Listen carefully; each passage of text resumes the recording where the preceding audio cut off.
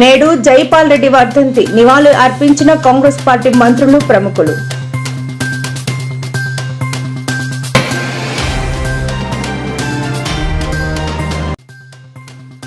సింగపూర్లో కొనసాగుతున్న సీఎం చంద్రబాబు రెండో రోజు పర్యటన. అమరావతిలో చేపట్టే హౌసింగ్ ప్రాజెక్టుల్లో భాగస్వాములు కావాలి చంద్రబాబు పిలుపు.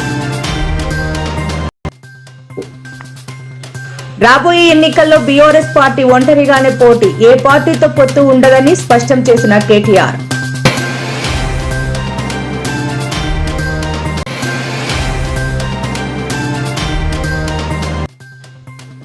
నేడు ఏపీ రాజ్ భవన్ కు మాజీ సీఎం జగన్, గవర్నర్ అబ్దుల్ నజీర్ ను కలిసి కూటమి రెడ్ బుక్ పాలనపై వివరణ.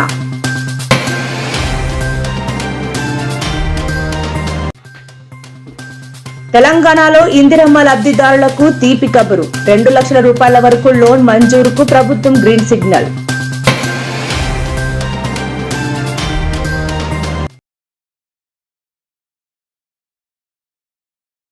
కేంద్ర మాజీ మంత్రి